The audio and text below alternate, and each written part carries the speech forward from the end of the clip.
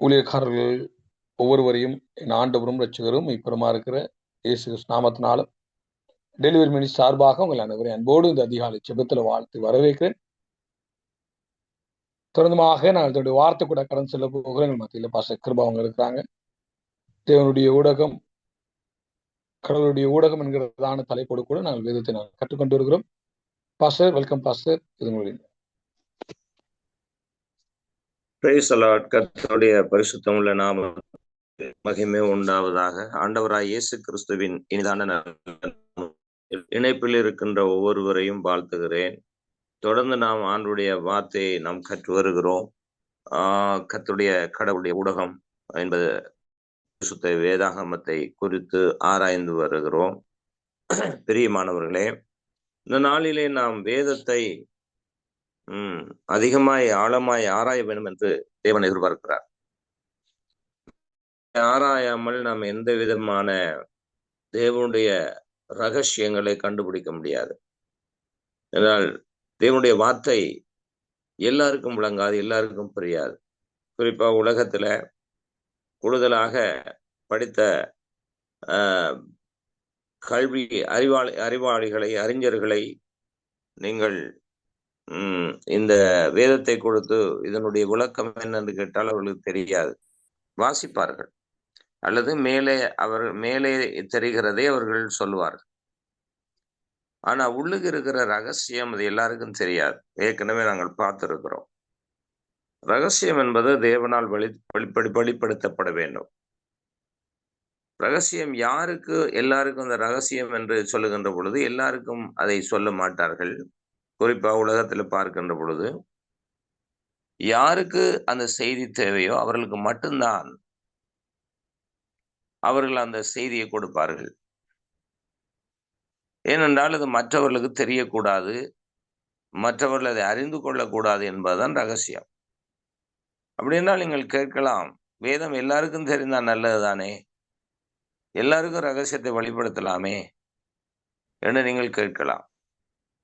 நம்முடைய கேள்வி சரிதான். ஆனா தேவனுடைய விருப்பம் என்ன என்பதை அறிந்து நாம் இந்த கேள்வியை கேட்க வேண்டும். ஒன்றை நாம் கவனிக்க வேண்டும். பிரியமானவர்களே, உங்களுக்கு தெரியுமா, ஆண்டவர் ஒரு வார்த்தையை சொன்னார், பன்றிகளுக்கு முன்பு முத்துக்களை போடாதிருங்கள். பன்றிகளுக்கு முன்பு முத்துக்களை போடாதிருங்கள் என்று சொல்லப்பட்டிருக்கிறது. பன்றி என்பது என்ன, முத்து என்பது என்ன, இதை கவனிக்க வேண்டும். பன்றி என்று சொல்லுகின்ற பொழுது அது ஒரு மிருகத்தை குறிப்பிடுகிறது. அந்த மிருகம் நன்மை அறியாத ஒரு மிருகமாயிருக்கும். நல்லது சாப்பிட தெரியாது. அது சாப்பிடுறதெல்லாம் தீயதுதான், தீமைதான், தீமை அசுத்தத்தை தான் அது சாப்பிடும். எனவே முத்து என்பது என்ன? அது வெளியேற பெற்றது, அது பெருமதி மிக்கது, அது சிறந்தது, அருமையானது, பெருமையானது. எனவே அதை கொண்டு போய் இந்த பண்டிகிட்ட போட்டா அதுக்கு இதனுடைய அருமை பெருமை தெரியுமா? தெரியாது. எனவே அது என்ன செய்யும்? அது அந்த அசுத்தத்தை போலவே இதை கருதும். எனவேதான் பன்றிகளுக்கு முன்பு முத்துக்களை போட வேண்டாம் என்று வேதம் தெளிவாய் சொல்லி இருக்கிறது. இப்ப உங்களுக்கு புரிகிறதா இந்த விளக்கம்? அதனால அசுத்தத்துல இருக்கிறவர்கள் தேவனுடைய ரகசியத்தை பார்க்க முடியாது. அவர்களுக்கு என்னதான் நாம தேனை கொடுத்தாலும் இந்த வசனத்தை ஏற்றுக்கொள்ள மாட்டார்கள். அப்படிப்பட்டவர்களோடு ஆண்டவர் பேச வேண்டிய அவசியம் இல்லை. தேவனுடைய வார்த்தையை நிராகரிக்கிறவர்கள், தேவனுடைய வார்த்தையை அசட்டை பண்ணுகிறவர்கள், அவர்களுக்கு வார்த்தை சொல்ல வேண்டிய அவசியம் இல்லை. அவை யாரெல்லாம் தேவனுடைய வார்த்தை விரும்புகிறார்களோ, யாரெல்லாம் தேவனுடைய வார்த்தையை நேசிக்கிறார்களோ அவர்களுக்கு மட்டும்தான் அவர் வெளிப்படுத்துவார். ஆகவே எல்லாருக்கும் பைபிள் தெரியாது. அப்படி என்றால் யார் அந்த குரூப் என்று சொல்லலாம்? அது அவிசுவாசிகள், அது தண்ணி அடிக்கிறவர்கள், கஞ்சா குடிக்கிறவர்கள், விக்கிரக ஆராதனை செய்கிறவர்கள், பில்லி சூனியம் வைக்கிறவர்கள், அவர்களுக்குத்தான் இந்த வேதம், அவர்கள்தான் பன்றிகள் என்று நாம சொல்லலாம். இல்ல. நமக்கு தெரியாமலே நமக்குள்ள ஒளிந்திருக்கிறது அந்த பன்றி. நமக்கு தெரியாமலே இன்றைக்கு கிறிஸ்தவத்துக்குள்ள மறைந்திருக்கிறது அந்த பன்றி. அப்படி என்றால் என்ன? பிரியமானவர்களே, உங்களுக்கு தெரியுமா? பிசாசு எங்கே கூடுதலான கிரியையை ஆரம்பிப்பான்? இதை நீங்க கவனத்துல கொள்ளணும். இன்னைக்கு உலக மக்கள் சிந்திக்கிறது போல நீங்கள் அது கல்லறையில தான் பிசாசு இருப்பான். இரவு 12 மணி 1 மணி தான் பிசாசுடைய நேரம்.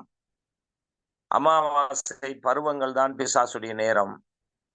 வெள்ளிக்கிழமை செவ்வாய்க்கிழமை தான் பிசாசுக்குரிய காலம் என்றெல்லாம் சொல்லி இன்னைக்கு நம்மை நாமே ஏமாற்றிக் கொண்டிருக்கிறோம். அது உலக மக்கள் அப்படி சொல்லுகிறார்கள்.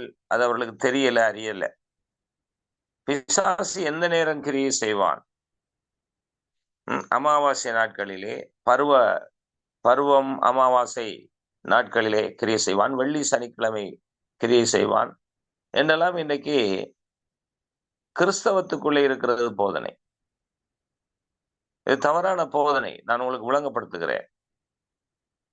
கவனியுங்கள். சில பேர் அமாவாசை ஜெபம் என்று வைப்பார்கள்.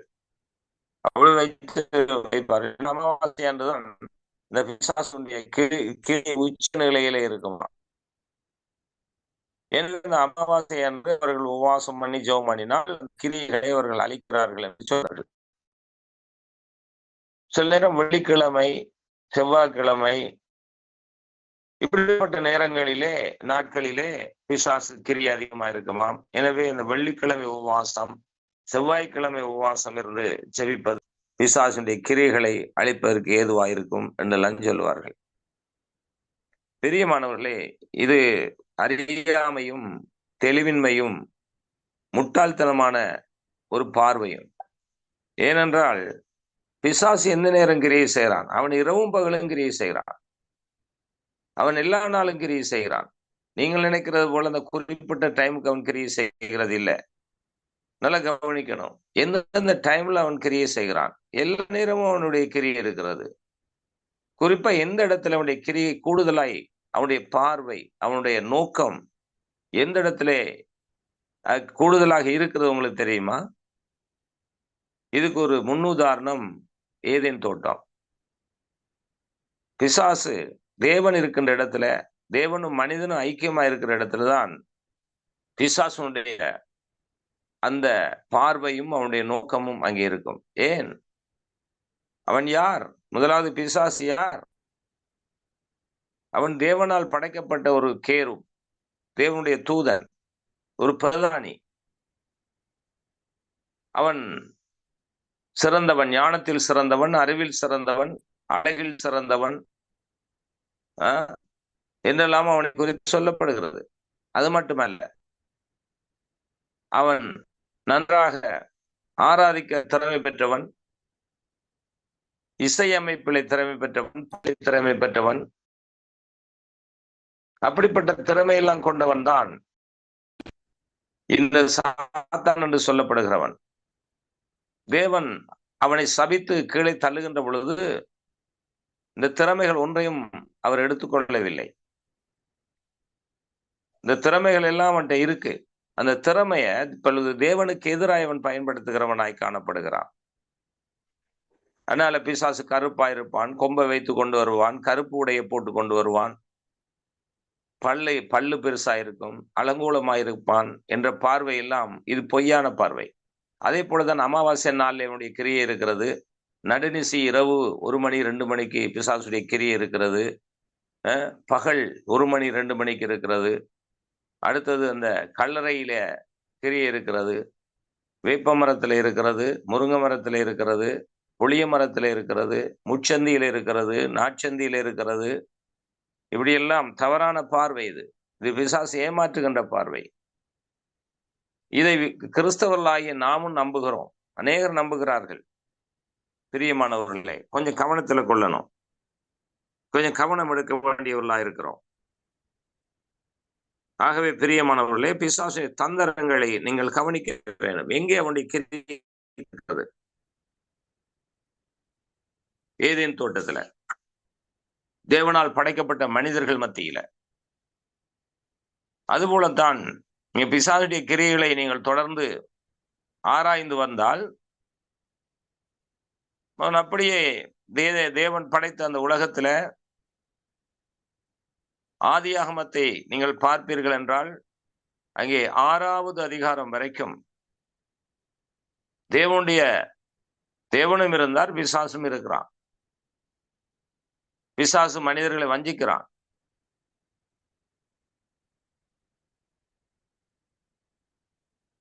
கிட்டத்தட்ட 2000 ஆண்டுகள் நோவாவின் காலத்துக்கு முன்பு, ஆதாம் படைத்த நாட்களிலிருந்து நோவாவின் ஜலப்பிரளயம் வரைக்கும் 2000 ஆண்டுகள் பிசாசுடைய போராட்டம் இருந்தது. முடிவிலே அவன் பிசாசு ஜெயித்தது போல தெரிகிறது. ஆதியாகமம் 6ஆம் அதிகாரத்திலே பார்க்கின்ற பொழுது மனிதர்கள் பெருக துவங்கின உடனே பாவம் பெருகினது, தேவனுடைய இருதயம் விசனப்பட்டது, தேவனுடைய இருதயம் வேதனைப்படுத்தினார்கள். அத்தனை கோடி மக்கள், அத்தனை லட்சம் மக்கள் இருந்த பொழுதும் ஒரே ஒரு நபர்தான் தேவனுக்கு உகந்தவராய், தேவனுடைய பிரியத்தை செய்கிறவராய் காணப்பட்டார். அவர்தான் நோவா. அப்ப நீங்கள் நினைக்கக்கூடாது, நாம் நினைக்கக்கூடாது, இன்னைக்கு கிறிஸ்தவம் என்ன செய்து கொண்டிருக்கிற ஒரு தெளிவில்லாமல் யாரோ சொல்லுகிற கட்டுக்கதைகளை, யாரோ சொல்லுகிற மனுஷ ஞானத்தை இன்னைக்கு கேட்டு கிறிஸ்தவம் வஞ்சிக்கப்பட்டு கொண்டிருக்கிறது. இதை கவனிப்பார் இல்லை, இதை அறிந்து கொள்வதற்கு ஆட்கள் இல்லை. பிரியமானவர்களே, கொஞ்சம் நாம் சிந்திக்க வேண்டும், கொஞ்சம் நாம் கவனிக்க வேண்டும். அப்படின்னா பிசாசின் கிரியில் எங்கே இருக்கிறது உங்களுக்கு தெரியுமா? சபையில இருக்கிறது சொன்னா நீங்க நம்புவீங்களா?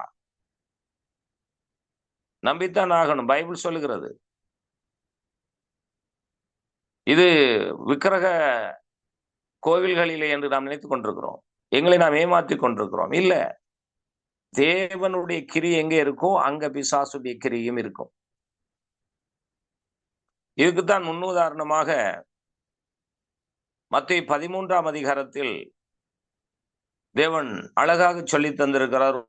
உவமையினூடாக நல்ல நிலம் இருந்தது, நல்ல நிலத்திலே கோதுமை விதைக்கப்பட்டது,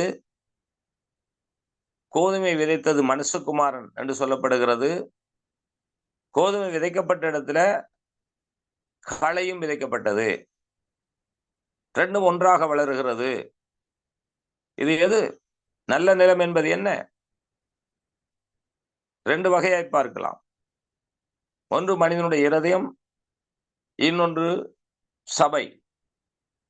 இந்த சபையில தான் கோதுமை விதைக்கப்படுகிறது. இந்த இடத்துல கோதுமை விதைக்கப்படுகிறது. கோதுமை என்றால் என்ன? தேவ வார்த்தை. தேவ வார்த்தை விதைக்கப்படுகின்ற இடத்துல என்ன அங்கே சம்பவிக்கிறது? சத்துரு களையை விதைக்கிறான். யார் சத்துரு? பிசாசு. களை என்பது என்ன? பிசாசுடைய கள்ள தீர்க்க தரிசனம், கள்ள உபதேசம். இது எங்கே இருக்கிறது? சபைக்குள்ளதான். இது விக்கிரக கோயில்ல போய் கள்ள உபதேசம் பண்ண வேண்டிய அவசியம் இல்லையே.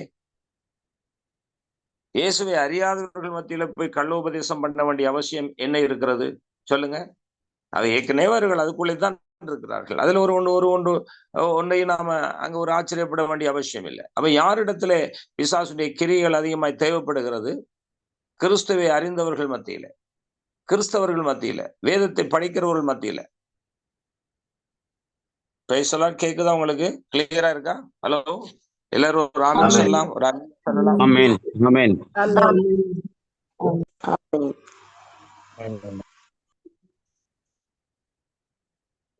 எனவேதான் பிசாசு வஞ்சிக்கிறான். அந்த வஞ்சகண்டைக்கு மக்களுக்கு தெரியவில்லை. ஓகே, இப்பொழுது நாம் வாசிப்போம் 1 கொரிந்தியர் 3ஆவது அதிகாரம் 5வது வசனம். நாளையும் கூட வாசிங்கள். 1 கொரிந்தியர் 5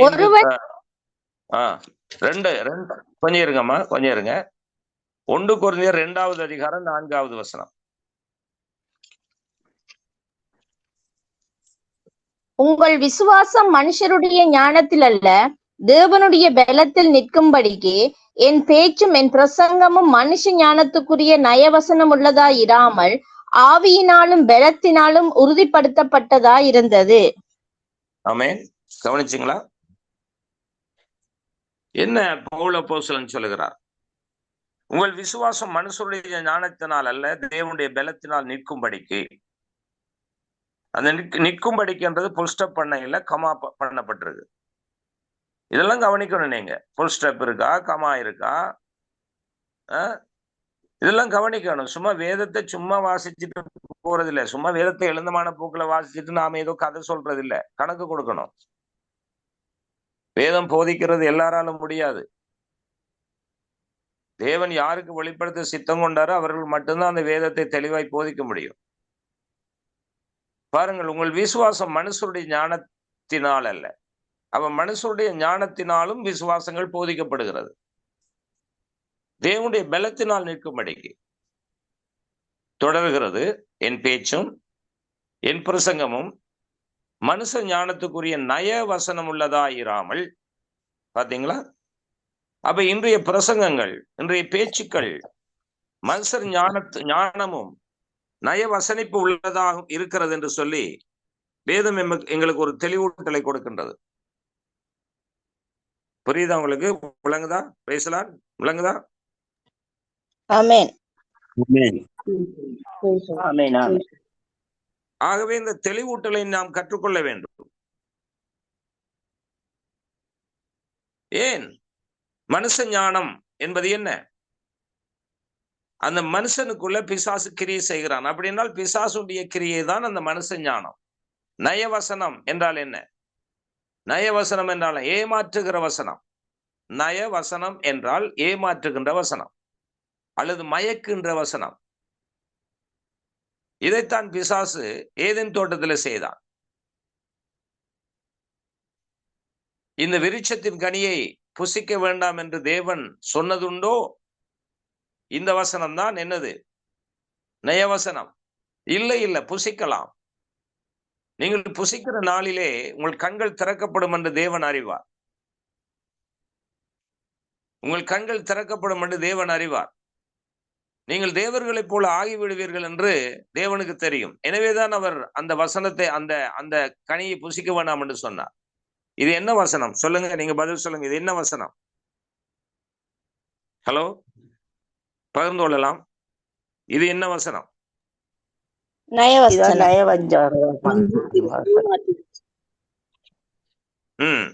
அப்ப தேவனுடைய வசனம் என்ன சொல்லுகிறார்? அதுதான் சத்தியம். நீங்கள் புசிக்க வேண்டாம், புசிக்கிற நாளிலே சாகவே சாவீர்கள். இது என்ன வசனம்? தேவனுடைய வசனம். அப்ப தேவனுடைய வசனம் இருக்கிற இடத்துலதான் என்ன இருக்கும்? சொல்லலாம். நீங்கள் என்ன இருக்கும்? பிசாசு இருக்கும். நயவசனம் இருக்கும். இது வேண்டாம். இப்ப கவனிக்கிறீங்களா? இதையே நம்முடைய சமூகம் அறியாமல் இருக்கு. நம்முடைய கிறிஸ்தவம் ஏன் திருச்சபைகள் அறியாமல் இருக்கிறது? தேவன் எங்கே இருக்கிறாரோ, எங்கே கிரியை நடக்கிறதோ அந்த இடத்துல பிசாசுடைய கிரியை இருக்கும் என்பது ஏன் இந்த நம்முடைய ஜனங்களுக்கு அந்த தெளிவூட்டல் இல்லை? ஏன் அந்த விழிப்பு இல்லை? எல்லாரும் யார் சொன்னாலும் நம்புகிறோமே. மூட நம்பிக்கை இந்துத்துவத்திலே, இந்து சமயத்திலே இருக்குன்னு சொல்லுவார்கள். ஆனா மூட நம்பிக்கை இன்றைக்கு கூடுதலாக வேற ஸ்டைல்ல கிறிஸ்தவத்துக்குள்ள இருக்கு. இதை அறிய முடியவில்லை. இப்ப பெரிய பெரிய எல்லாருமே வஞ்சிக்கப்பட்டு போகிறார்கள். கள்ள தீர்க்க தரிசனங்கள் சொல்லுகிறார்கள். புது வருஷம் வந்து விட்டால் தீர்க்க தரிசனம் அனல் பறக்குது. 2019 ஆண்டு புது வருஷம் பிறந்த போது பெரும் தீர்க்க தரிசனம் சொன்னார்கள். உங்களுக்கு தெரியுமோ தெரியாது. இதெல்லாம் கொஞ்சம் கவனிக்கணும். இது ஒரு மேன்மையின் ஆண்டு, இது ஒரு ஆசீர்வாதத்தின் ஆண்டு, இது ஒரு தங்க ஆண்டு, கோல்டு இயர், பெருக்கத்தின் ஆண்டு. அந்த ஆண்டு இந்த ஆண்டெல்லாம் பெயர் வச்சு இப்படி பெயர் இப்படி இந்த ஆண்டு அந்த ஆண்டு சொல்றதே இது கிறிஸ்தவத்துக்கு எதிரானது. தெரியுமா உங்களுக்கு? இப்ப 14 இந்த மாதம் 13, 14 திகதிகளில் தமிழ் புத்தாண்டு கொண்டாடினார்கள். உங்களுக்கு எல்லாருக்கும் தெரியும், தமிழ் புத்தாண்டு என்று கொண்டாடினார்கள். இந்தியா, இலங்கை தமிழர்கள் அது சிங்களவர்களுக்கும் அந்த தமிழ் சிங்கள புத்தாண்டு இலங்கையில அறிவிக்கப்படுகிறது. இந்தியாவில் அது தமிழ் புத்தாண்டு என்று சொல்லுகிறார்களா? கொஞ்சம் சொல்லுங்க பிரதர்ஸ் சிஸ்டர்ஸ். ஹலோ, ஆமா பாஸ்டர், சொல்றாங்க தமிழ் புத்தாண்டு. ஓகே, தமிழ் புத்தாண்டு. அப்ப இந்த இதுல ஒரு நியூஸ்ல நான் நியூஸ் கேட்கறது வழக்கம். நான் பொதுவா ஜெபம் பண்ணிட்டு வேதத்தை தியானிச்சுட்டு எல்லாம் முடிச்சுட்டு நான் நியூஸும் கேட்பேன். ஏன்னா நம்ம உலக நடப்பையும் கவனிக்கணும். எனவே நியூஸ் கேட்கிற பழக்கம், நியூஸ் வாசிக்கிற பழக்கம் எனக்கு உண்டு. அப்ப நியூஸை கேட்டேன். அந்த 14 13 தேதியோ நியூஸை கேட்டேன். கேட்கும்போது அவர்கள் அறிவிக்கிறார்கள், பிரதான செய்தி ஊடகத்தின் வாயிலாக அறிவிக்கிறார்கள், இந்த ஆண்டு இந்த இதுல பிறந்திருக்கிறது. அது பெருசா எனக்கு ஞாபகத்துல வரையில. இந்த ஆண்டு இப்படி பிறந்திருக்கிறது. ஆகவே இந்த ஆண்டில நீங்கள் பச்சை நிறமுள்ள உடை உடுத்தினால் உங்களுக்கு அதிர்ஷ்டம் என்று பிரதான நியூஸ்ல சொல்லிக் கொண்டிருக்கிறார்கள். அது மட்டும் சொல்ல இல்லை, அவர்கள் இந்த ஆண்டில சரியாக 11 மணியிலிருந்து 12 இந்த மணி வரைக்கும் இந்த ஆண்டில நல்ல நேரம் இருக்கிறது. அதுல நீங்கள் யாருக்கும் உணவுகள் பரிமாறலாம் அல்லது உங்களுடைய கிஃப்ட்களை பரிமாறலாம். அது சிறந்த நேரமா இருக்குன்னு அறிவித்தார்கள். எனக்கு சிரிப்பு வந்தது. இது ஒரு ஸ்டைல். இப்ப நம்மவர்கள் அறிவிக்கிறது என்ன? இந்த ஆண்டு கோல்டு இயர், பெருக்கத்தின் ஆண்டு, விளைச்சலின் ஆண்டு என்று பெயர் வச்சு இந்த ஆண்டில நீங்க இப்படி நடங்க அப்படி நடங்கன்னு சொல்லி கொடுக்கிறார்கள். இது ரெண்டும் ஒன்று தானே? உங்களுக்கு புரியுதா நான் சொல்றது? விளங்குதா? ஹலோ, புரியுதா சார்? ஆமென். உங்களுக்கு விளங்குதா? எல்லாருக்கும் விளங்குதா? எல்லாருக்கும் புரியுதா?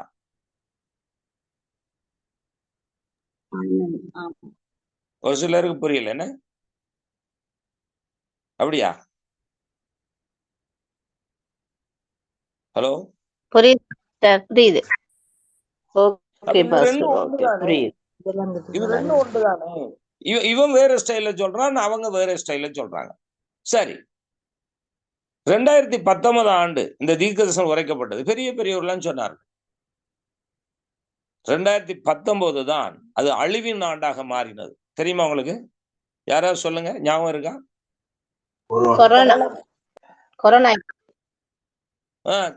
கொரோனா. அப்ப அந்த ஆண்டு எப்படி இவருடைய தீர்க்க தரிசனம் போனது?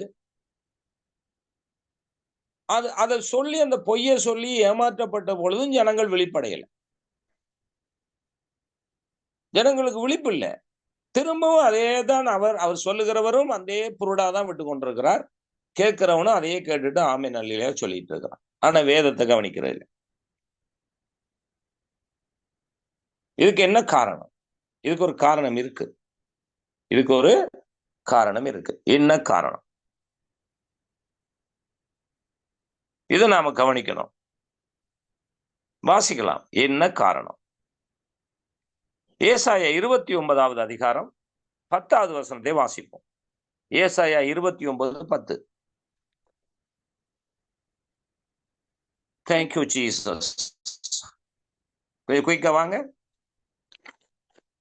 கர்த்தர் உங்கள் மேல் கனநித்திரையின் ஆவியை வரப்பண்ணி உங்கள் கண்களை அடைத்து ஞான திருஷ்டிக்காரராகிய உங்கள் தீர்க்கதரிசிகளுக்கும் தலைவர்களுக்கும் முக்காடு போட்டார். தீர்க்கதரிசிகள் என்ன போடப்பட்டிருக்கு? தலைவர்களுக்கு என்ன போடப்பட்டிருக்கு? சொல்லுங்க, வசனத்தை பார்த்தவங்க சொல்லுங்க, என்ன போடப்பட்டிருக்கு? முக்காடு போடப்பட்ட தெரியுமா? முன்னுக்கு வார எதுவும் தெரியுமா? முன்னுக்கு கருப்பா சிவப்பாண்ட எதுவும் தெரியுமா? தெரியாது. நாய் வருதா பேய் வருதா தெரியுமா? தெரியாது. யாருக்கு முக்காடு போடப்பட்டிருக்கு? தலைவர்களுக்கும் தீர்க்கதரிசிகளுக்கும். ஓச்சா, அப்ப என்ன சொல்லுது? அப்ப இது என்ன தீர்க்கதரிசனம் என்ன சொல்லு? இதுதான் நிறைவேறுகிறது. அவங்க சொல்றது நிறைவேறது இல்ல, தேவன் சொன்னது நிறைவேறுகிறது. அப்ப இப்படிப்பட்ட ஒரு ஆழமான சத்தியம் தெரியாம சும்மா உணர்ச்சி வசப்பட்டு நயவசனம் உள்ள பிரசங்கங்களை கேட்டுட்டு துள்ளி குதிச்சு ஆமென் அல்லேலூயா விழுந்து எழும்பிட்டு போய் ஒண்ணும் எந்த விதமான கிரியும் இல்லையே. இது ஒரு கள்ள தீர்க்க தரிசனம் தானே.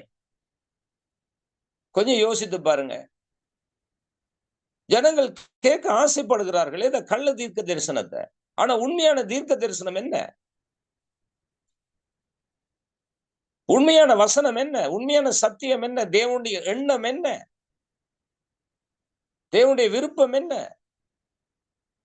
அவர் சொல்லுகிறார், உன் நினைவுகள் என் நினைவுகள் அல்ல, உன் வழிகள் என் வழிகளும் அல்ல. ஆனா நாம என்ன செய்யறோம்? நம்ம வழியில ஆண்டவருடைய வசனத்தை இழுத்து கொண்டு வந்து அதை முடிச்சு போட்டு அது அப்படி செய்து கொண்டிருக்கிறோம். நம்ம விருப்பத்துக்கு தேவனுடைய வசனத்தை திருப்புறது. அதான் நயவசனம் என்று சொல்லப்படுகிறது. அதான் பவுல் அப்போஸ்தலன் கொரிந்தியருக்கு எச்சரிக்கிறார். நயவசனம். கவனியுங்கள். இன்னைக்கு உங்களுக்கு தெரியுமா, செழுமையின் உபதேசம் ஒன்று இருக்கிறது.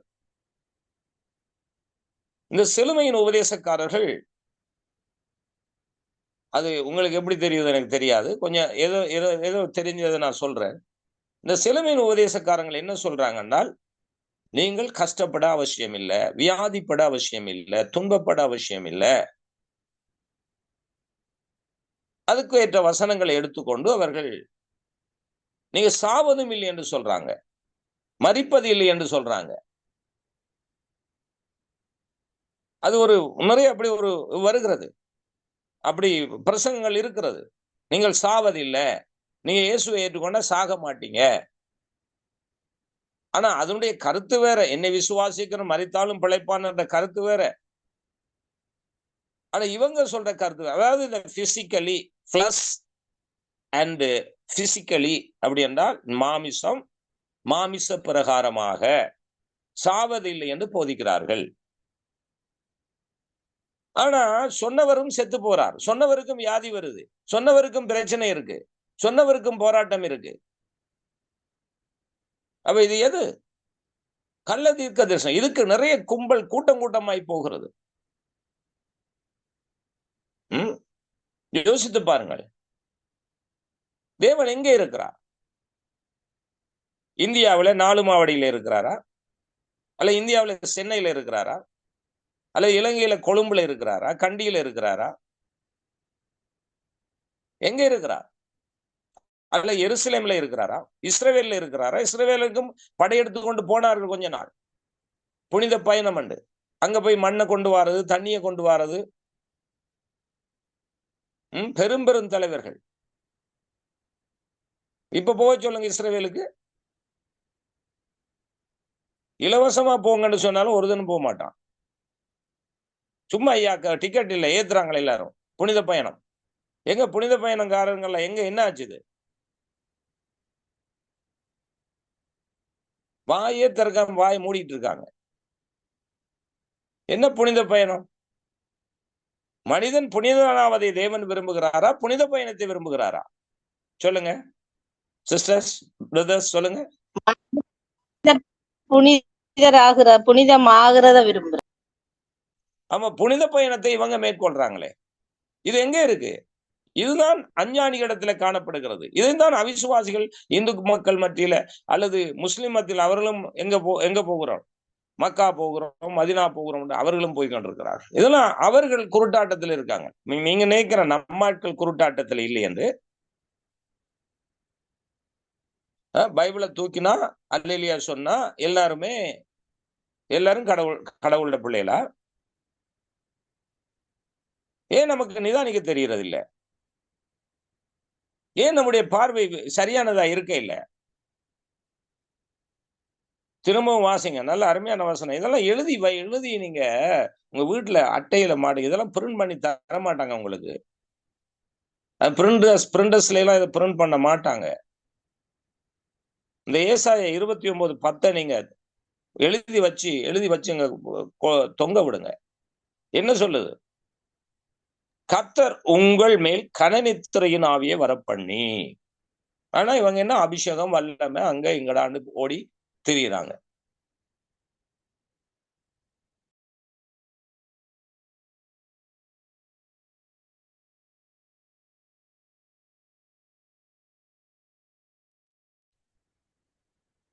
அப்ப என்ன என்ன ஆவி ஊற்று பாடல்களை படிச்சுட்டு அந்த ஆவி இந்த ஆவி என்னது என்ன அதுக்குள்ள இருக்கிற எத்தனை ஆவி அதுல கிரியை செய்யறன்னு யாருக்காவது ஒரு அறிவு இருக்கா? ஏதேன்லயே தேவன் இருந்த சொன்ன வார்த்தை சொன்ன இடத்திலேயே சுட சுட பிசாசுடைய வார்த்தை இருந்தது, வஞ்சகம் இருந்தது. அப்ப இது கடைசி காலம், இது வஞ்சிக்கிற காலம், நீதி நியாயமற்ற காலம், நீதிமன்றத்துல நீதி இல்லாத காலம், மனசாட்சியை சாகடிக்கிற காலம், அநியாயம் அக்கிரமங்கள் நடக்கின்ற காலம். இந்த காலத்துல போய் பேய் இல்லை என்று சொல்ல முடியுமா? பிசாசு இல்லை என்று சொல்ல முடியுமா? சொல்லுங்க. எந்த ஆவி ஊற்றப்படுதுன்னு யாருக்கு தெரியும்?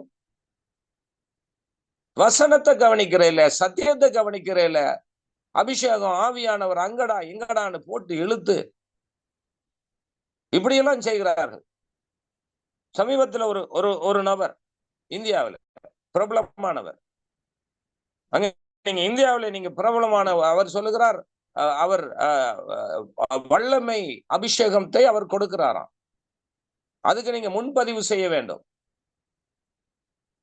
அதுக்கு நீங்க முன்பதிவு செய்து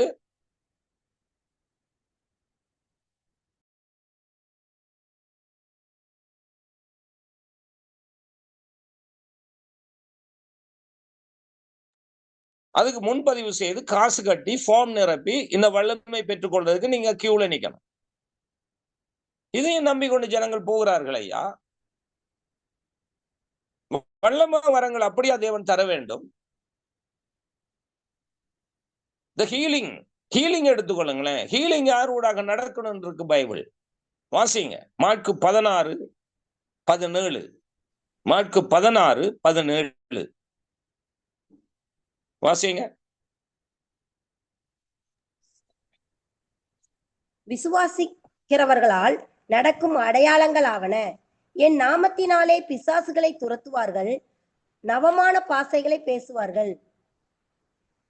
விசுவாசிப்பவர்களால் நடப்பான. என்ன ஆச்சு உங்களுக்கு? பாதி இல்லையா பைபிள்ல? முழுசும் அவ்வளவுதானா? அந்த வசனம் அவ்வளவுதானா? ஆமா பாஸ்டர், அவ்வளவு 16-17. 16-17 தானே? சரி, இன்னொரு விஷயம் வாசிங்க. இன்னொரு முறை வாசிங்க. விசுவாசிக்கிறவர்களால் நடக்கும் அடையாளங்கள் ஆவன. என் நாமத்தினாலே பிசாசுகளை துரத்துவார்கள், நவமான பாசைகளை பேசுவார்கள். அடுத்ததை வாசிங்கப்பா. சர்ப்பங்களை எடுப்பார்கள், சாவுக்கு ஏதுவான யாதொன்றையும் குடித்தாலும் அது அவர்களை சேதப்படுத்தாது. வியாதிஸ்தர் மேல் கைகளை வைப்பார்கள், அப்பொழுது அவர்கள் சுஸ்தமாவார்கள் என்றார். இப்ப இது யாரு செய்யறது? தலைவர்கள் செய்யறதா? விசுவாசிக்கிறவர்கள். அப்ப நீங்களும் விசுவாசி இல்லையா? ஹலோ, ஒருத்தருக்கு விசுவாசம் இல்ல போல இருக்கு. நீங்க எல்லாம் விசுவாசி இல்லையா? ஆமே, நாங்கெல்லாம் விசுவாசி. அப்ப நீங்க என்ன செய்யணும்? நீங்க என்ன செய்யணும்? என்ன ஒருத்தர் சொல்ல மாட்டாங்க. நீங்க என்ன செய்யணும்? நாங்க செய்யணும். அப்ப நீங்க யார்கிட்ட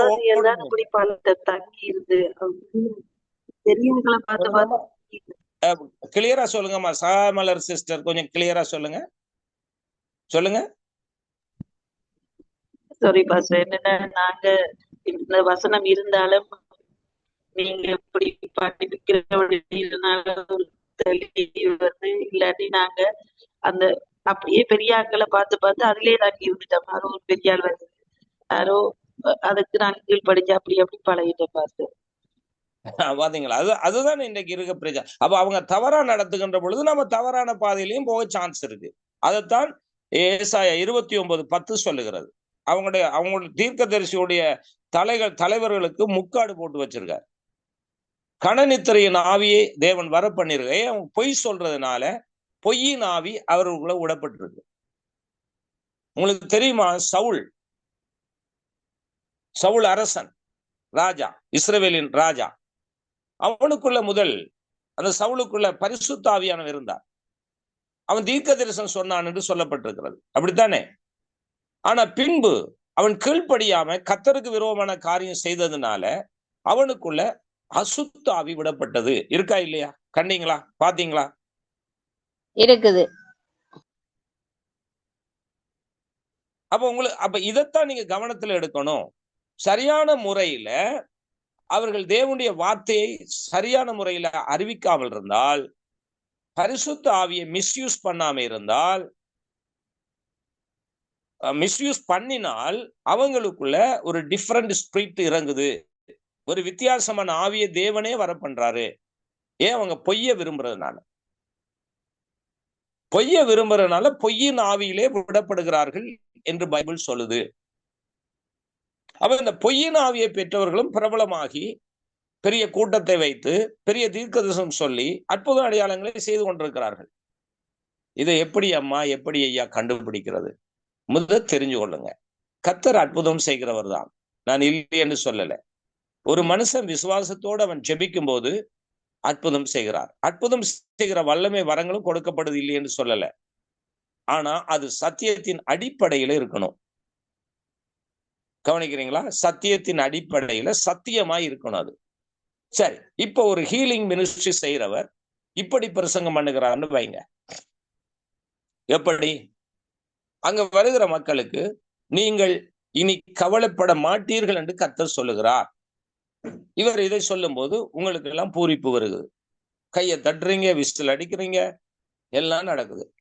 ஏன்? இனி கவலைப்படாத ஒரு நல்ல ஒரு விஷயம் தானே என்று ஏற்றுக்கொள்றீங்க. இனி உங்களுக்கு இன்று கண்ட எகிப்தியனை நீ இனிமேல் காண்பதில்லை.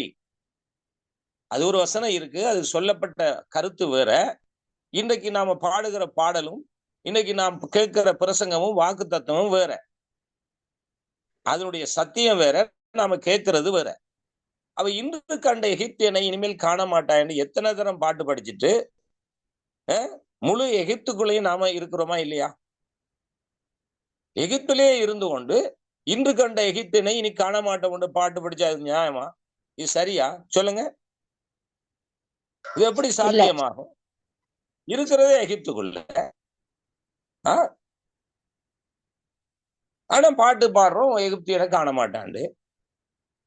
சரி, இப்ப இந்த விஷயத்துக்கே வரும், இந்த வசனத்துக்கே வருவோம். இந்த வசனத்தை கொஞ்சம் ஆராயும். இந்த இன்று கண்ட எகிப்தியனை இனிமேல் காண மாட்டாய் என்று சொன்ன வசனத்தை ஒரு தீர்க்க தரிசனமாய் சொல்லி அதை மக்களுக்கு போது இனி நமக்கு பிரச்சனையே இல்லை, நமக்கு துன்பமே இல்லை, கவலையே வியாதியே இல்லை, கஷ்டமே இல்லை என்று சொல்லி நாங்களும் விசுவாசிக்கிறோம், நம்புறோம். அவரும் சொல்றாரு, தீர்க்கதரிசி சொல்றாரு, பெரிய ஒரு சந்தோஷம். ஓகே. ஆனா அதுக்கு பிறகு நமக்கு துன்பம் இல்லையா? துயரம் இல்லையா? கஷ்டம் இல்லையா? கவலை இல்லையா? சொல்லுங்க. ஹலோ, எப்பயுமே இருக்குது பாஸ்டர் கவலை. ஏன் இதெல்லாம் இருக்கிறதுக்கு காரணம் என்ன?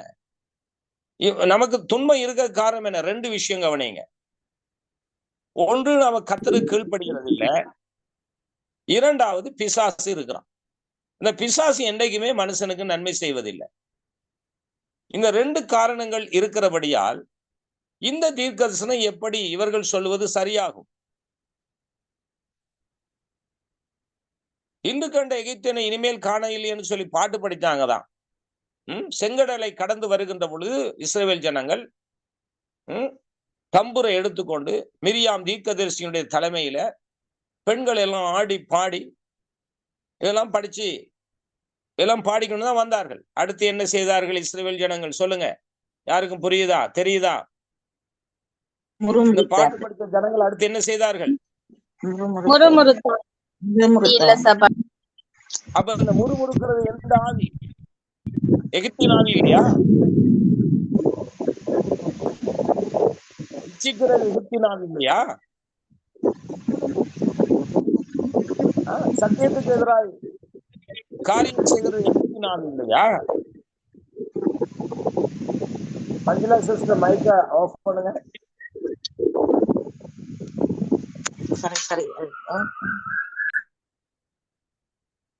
கவனிங்க, இதெல்லாம் இல்லையா? அப்ப அதுக்கப்புறம் எகிப்தியனை பார்க்க இல்லையா அவங்க? திரும்ப எதுக்கு அவங்க வந்து சொல்லுகிறார்கள்?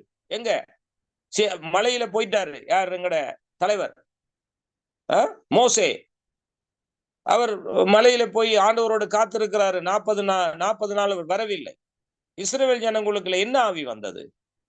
சொல்லுகிற, ஐயோ மோசைய காணையில் அப்பா, மோசைக்கு என்ன ஆச்சோ தெரியாது, இப்போ நமக்கு தெய்வம் இல்லை, ஒன்றும் இல்லை, நாம ஒரு தெய்வத்தை உண்டு பண்ணி ஒரு தலைவனை ஏற்படுத்தி திரும்ப எகிப்துக்கு போயிடுவோம் என்று கன்றுகுட்டியை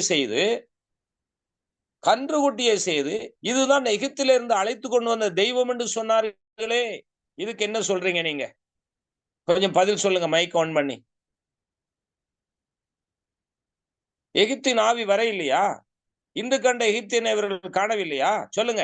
ஹலோ, கண்டார்கள்.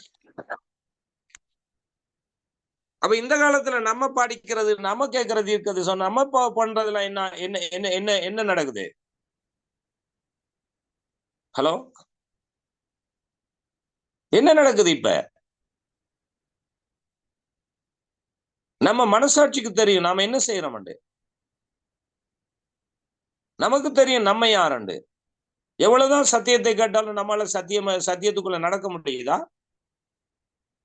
எத்தனை வருஷம் ரட்சிக்கப்பட்டிருந்தாலும் இன்னும் கர்த்தருக்கு நாம் பிரியமா நடக்கிறோமா? சும்மா படிச்சு பழகியாச்சு, பாட்டு பாட பழகியாச்சு, கைதட்ட பழகியாச்சு, ஆமென் அல்லேலூயா சொல்ல பழகியாச்சு. பழக்க தோஷம் நடந்துகிட்டு இருக்கு, சத்தியம் உள்ளுக்கு கிரிய செய்யல, ஏற்படல. ஏன்னா நம்ம பொய்யில பழகிட்டோம். பாத்தீங்களா? தலைவர்கள் என்ன செய்கிறார்கள் என்று பார்க்கிறோம். அவங்க பொய் சொன்னா நாங்களும் பொய் சொல்லுவோம், அவங்க கள்ள தீர்க்க சொன்னா நாங்களும் அதுக்குள்ள போயிடுவோம். அது இது நான் சொல்லல, பைபிள் சொல்லுது. 29:10, ஏசாயா 29:10. கர்த்தர் உண்மையில் கனநித்திரையின் ஆவியை வர பண்ணி உங்கள் கண்களை அடைத்து ஞான திருஷ்டிக்காரராகிய உங்கள் தீர்க்கதரிசிகளுக்கும் தலைவர்களுக்கும் முக்காடு போட்டார். 11வது வசனம் வாசிங்கள். 11வது வசனம். ஆதலால் தரிசனம் எல்லாம் உங்களுக்கு முத்தரிக்கப்பட்ட புஸ்தகத்தின் வசனங்களை போலிருக்கும். வாசிக்க அறிந்திருக்கிற ஒருவருக்கும் அதை கொடுத்து, நீ இதை வாசி என்றால் அவன், இது என்னால் கூடாது, இது முத்தரித்திருக்கிறது என்பான். The sealed word, முத்தரிக்கப்பட்ட வார்த்தை இருக்கு, உங்களுக்கு தெரியுமா? தேவன் முத்தரித்து வைத்திருக்கிறார். அதனாலதான் எல்லாருக்கும் எல்லா வசனமும் தெரியாது. இந்த சீல்டு வேர்டு ஓபன் பண்ணப்படணும், திறக்கப்பட்ட வசனம் வரணும். முத்தரிக்கப்பட்ட வசனத்தை வச்சுக்கொண்டு நீங்க எந்த விதமான நன்மையும் பெற்றுக்கொள்ள முடியாது. என்ன முத்தரிக்கப்பட்டிருக்கு? ஏன் பன்றிகளுக்கு முன் முத்துக்களை போடாதிருங்கள், அவர்களுக்கு தெரியாது. அது ஓபன் பண்ணினா அதை பற்றி தெரியாது, அதனுடைய அருமை பெருமை தெரியாது. எனவே தேவன் அதை சீக்கிரட்டாய் ரகசியமா வைத்திருக்கிறார். வாசிக்கலாம். Thank you Jesus. வாசிக்கலாம். மத்தேயு சுவிசேஷம் 13வது அதிகாரம் 10-11வது வசனம். 10-11. மத்தேயு 13. அப்பொழுது சீசர்கள் அவரிடத்தில் வந்து, ஏன் அவர்களோடு உவமைகளாய் பேசுகிறீர் என்று கேட்டார்கள். அவர்களுக்கு அவர் பிரதியுத்தரமாக, பரலோக ராஜ்யத்தின் ரகசியங்களை அறியும்படி உங்களுக்கு அருளப்பட்டது, அவர்களுக்கோ அருளப்படவில்லை. என்ன சொல்றது? ஏன் ஊமைகளாக பேசுகிறீர் என்று சீசர்கள் கேட்கிறாங்க. இயேசு அதுக்கு பதில் சொல்றார், பரலோக ராஜ்யத்தினுடைய ரகசியம் அருளப்படவில்லை. பாத்தீங்களா? அப்ப எல்லாருக்கும் பரலோக ராஜ்யத்தினுடைய சிலருக்கு ஊமையாக வைக்கப்பட்டிருக்கு, ஊமை முத்தரிக்க. அதனால தான் இவளுக்கு தெரியவில்லை, கண்டபடி போதிக்கிறார்கள். எதையும் எடுத்துக்கொண்டு ஏன் கண்கள் குருடாக்கப்பட்டிருக்கு? அவ இப்படி நாம வேதத்தை ஆராய்வதில்லை, வேதத்தை கற்றுக்கொள்வதில்லை. ஒரு வசனத்தை எடுத்து உணர்ச்சி வசமான நய வசனங்களை பேசிவிட்டு போயிட்டு காலத்தை கடத்தி கொண்டே போகிறோம். சொல்லுவான், குனியறவன் இருக்க வரைக்கும் குற்றவன் இருப்பானா, குனியறவனும் குற்றவனும் அடையலாம். குனிஞ்சிக்கிட்டே இருக்க வரைக்கும் குற்றவன் இருக்கத்தான் செய்வான். ஆகவே வேதத்தை நன்றாக ஆராயுங்கள். நன்றாக கவனியுங்கள். ஆகவே இந்த வசனம் என்ன சொல்லுகிறது? ஓ ஹalleluya. 1 கொரிந்தியர் 2வது அதிகாரம் 6வது வசனத்துக்கு வாருங்கள். 1 கொரிந்தியர் 2ஆம் அதிகாரம் 6வது வசனம். அப்படி இருந்தும் தேறினவர்களுக்குள்ளே ஞானத்தை பேசுகிறோம், இப்பிரபஞ்சத்தின் ஞானத்தை அல்ல, அழிந்து போகிறவர்களாகிய இப்பிரபஞ்சத்தின் பிரபுக்களுடைய ஞானத்தையும் அல்ல. சரி, இப்பொழுது உண்மையா சொல்ல போன என்னுடைய ஸ்டடி தேறினவர்களுக்குள்ளே பேசப்படுகிறது தான். உலக ஞானத்தை பற்றி பேசுவதில்லை, தேவ ஞானத்தை பற்றி பேசுகிறோம். கவனிக்கிறீங்களா? உலக ஞானம் கேட்க நல்லா இருக்கும், அதுல எந்த விதமான தாக்கம் ஏற்படாது, எந்த விதமான இது. இப்ப என்ன நாங்க சொல்லும் போது சிலருக்கு தாக்கம் ஏற்படும், சிலருக்கு அது குத்தும் வெட்டும் குடையும் எல்லாம் செய்யும். ஆனால் உலக ஞானம் எந்த விதமான குத்து வெட்டுகள் ஒன்றும் செய்யாது. ஆனா இந்த இடத்துல நீங்க பாருங்க, தேறினவர்களுக்குள்ளே ஞானத்தை பேசுகிறோம். ஞானத்தை என்ன ஞானம்? இப்பிரபஞ்சத்தின் ஞானத்தை அல்ல, அழிந்து போவர்களாய பிரபஞ்சத்தின் பிரபுக்களுடைய ஞானத்தை அல்ல, தேவனுடைய ஞானத்தை பேசுகிறோம். ஆக தேறினவர்களுக்குத்தான் இப்ப நான் சொல்ற இந்த ஸ்டடியும் புரியும், விளங்கும். நீங்கள் உண்மையான வசனத்துல ஒரு ஆசை இருந்தா இது புரியும். சில பேர் கண்டினியூவா இதுல நான் நினைக்கிறேன், இதுல கண்டினியூவா இருக்கக்கூடியவர்கள் இந்த டெலிவரன்ஸ் மினிஸ்ட்ரியில நான் 2.5 வருடமாக ஆண்டுடைய வார்த்தையை கொடுக்கிறேன். இதுல இருக்கிறவர்களை குறிப்பிட்டு என்னால் சொல்ல முடியும். பாஸ்டர் ரொஷான் அவர்கள் தொடர்ச்சியாக என்னுடைய வார்த்தையை கேட்டுக்கொண்டிருக்கிறார்கள். அடுத்து விஜய் பிரதர் ஸ்ரீலங்கா, விஜய் ஸ்ரீலங்காவா? விஜய் பிரதர் இருக்கிறீங்களா? Praise lord. Hello, praise Lord.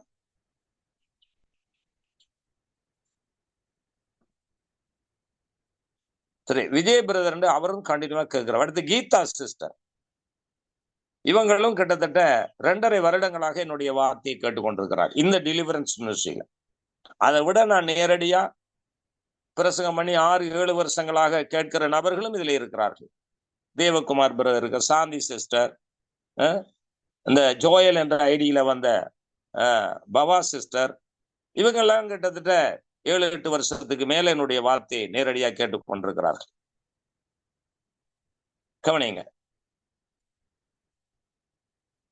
அதுல இந்த எலிசபெத் என்று வருகிற SLRJ எலிசபெத் வந்த ஐடி, சுதாராணி, இவங்களெல்லாம் அநேக வருடங்கள் என்னுடைய வார்த்தையை கேட்டுக்கொண்டிருக்கிறார்கள். பிரியமானவர்களே, 35 வருஷத்துக்கு முதல் என்னுடைய பிரசங்கத்தை கேட்டவர்களும் இருக்கிறார்கள். அவர்கள் இன்றைக்கும் சொல்லுவார்கள், பாஸ்டர் நீங்க அன்றைக்கும் இப்படித்தான் பிரசங்கம் பண்ணீங்க, இன்றைக்கும் இப்படித்தான் பிரசங்கம் பண்றீங்க என்று சொல்லுவார்கள். சில இடத்துல இந்த செய்தியை கேட்டுட்டு வேற இடத்துக்கு போனவங்க, ஆனா செய்தியெல்லாம் நல்லா இல்லை, ஏனோ தானோன்னு கேட்டுட்டு இருக்கோம் பாஸ்டர், நீங்க சொன்ன சத்தியம்தான் பாஸ்டர், இன்றைக்கு நாங்கள் நிலைத்திருக்கிறோம் என்னெல்லாம் சொல்ற நான் கேட்டிருக்கேன். என்ன பொய் சொல்லல, தேவனுக்கு முன்பதாக கால பொழுது உண்மையை தான் பேசுறேன். கர்த்தரு ஸ்தோத்திரம். ஆகவே நய வசனத்தை நீங்கள் கண்டுபிடிக்கணும், பொய் தீர்க்க தரிசனங்களை நீங்கள் கண்டுபிடிக்கணும், பொய்யான போதனைகளை நீங்கள் கண்டுபிடிக்கணும். அப்படி கண்டுபிடிச்சாதான் நீங்க பரலோகமே போகலாம். இல்லாட்டா வெரி டேஞ்சரஸ். இப்ப நீங்க உங்களை ஆராய்ந்து சரிப்படுத்தாவிட்டால் கடைசியில போய் முழிக்க போறீங்க. வாசிப்போம். வெளிப்படுத்தல் 20வது அதிகாரம் 10வது வசனம்.